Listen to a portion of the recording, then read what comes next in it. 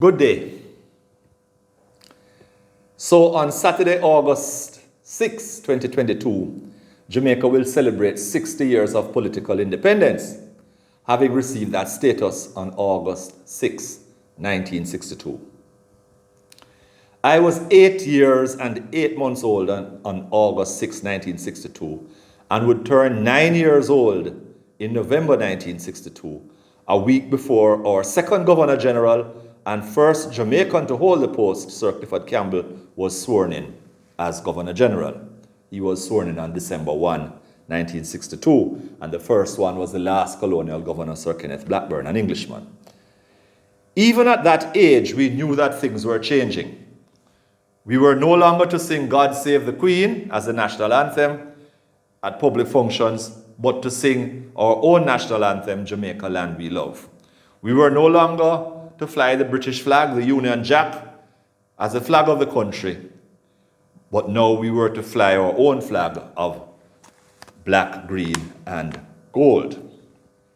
And since I'm on the topic of the flag, I might mention that in the Code of National Symbols, only one thing has changed since 1962, and that is the meaning of the flag, which previously stood for hardships there are, but the land is green and the sun shineth, and now stands for, as of 1997, the land is green, the sun shines, and the people are strong and creative. The black part standing for people's strength and creativity.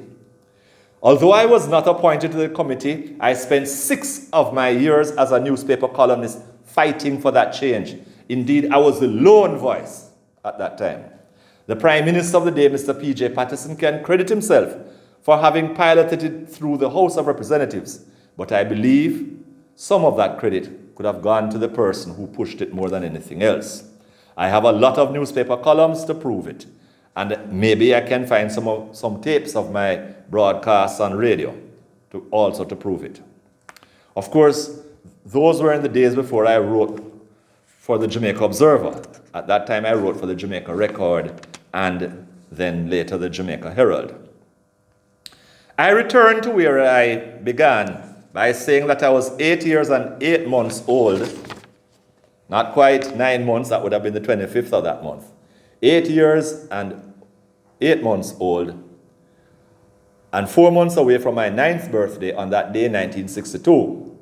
And I have seen Jamaica built up and advancing in several ways right in front of my eyes from that time.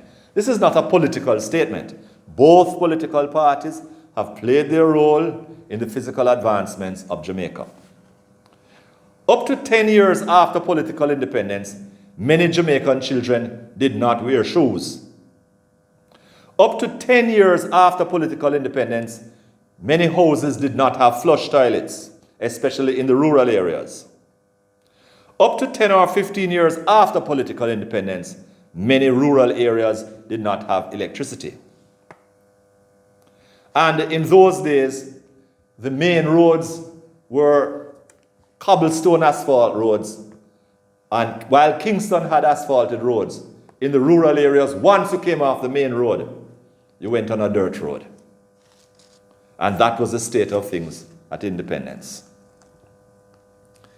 15 years after political independence, in 1977, 1 year after I ceased being a student at St. Michael's Seminary, now St. Michael's College, this very institution from which I am making this video, I was employed to the adult literacy program known as JAMAL, which stood for the Jamaican Movement for the Advancement of Literacy Limited.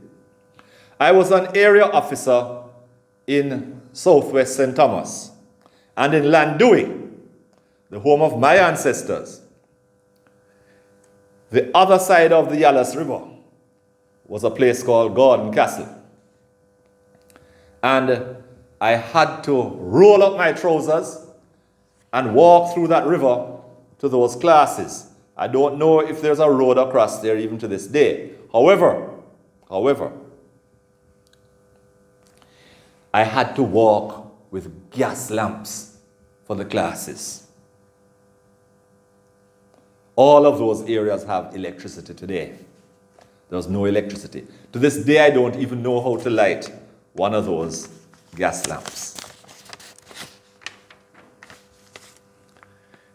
Well do I recall, as an SDC officer, before I entered St. Michael's Seminary in 1974, and I was on a motorcycle, riding into Content Gap and beyond in a place called St. Peter's to the Clifton All-Age School, where one of our SDC clubs were.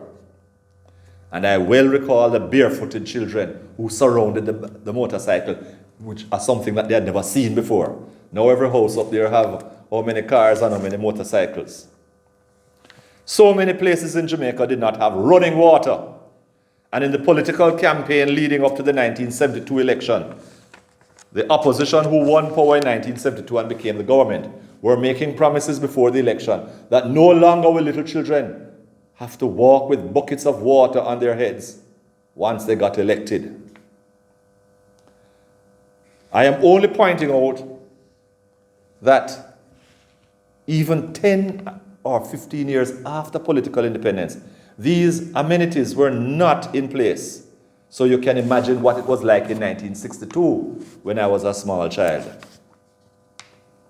In 1962, we had 2 radio stations in Jamaica, the second of which only came in 3 years before political independence.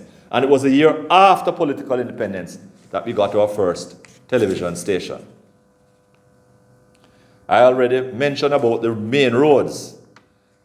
In 1953, when the Queen came, up to about 1960, there were only 3 Barber Green roads, 3 smooth roads in the whole of Jamaica. We had cobblestone roads, cobblestone asphalt roads, but only 3 nylon roads. The Queen's Highway, Dunrobin Avenue, and Palisadoes Road. Yes, Kingston's roads were asphalted, but in the rural area, as I mentioned before, once you came off the main road, it was a dirt road. In 1968, the Jamaica College Cadet Unit had a camp in Ocho Rios. And I could not understand why we were carrying so many lanterns, but of course, that was the orders of the commanding officer. He was very surprised when he went to the community center and saw electricity. The language in which he expressed surprise, I do not think is appropriate for this broadcast. But he lamented that had he known, he would have brought his radio. I imagine 100 cell phones can hold in that box radio today that he would have brought in his car, separate from the bus, the truck that we went down in, right? Those are but a few things that have changed since political independence. And now we come to these days when we have computers and cell phones. And people will say, but those things come from abroad, so we can't take credit for that. If our economy was not right, we could not afford those things. And there are some countries that still cannot afford those things.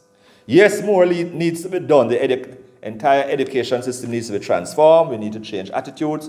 We need to become more disciplined, and we have to do something about crime. We need to have better families. All of that is true. But we have made some physical advancements. Have a good day.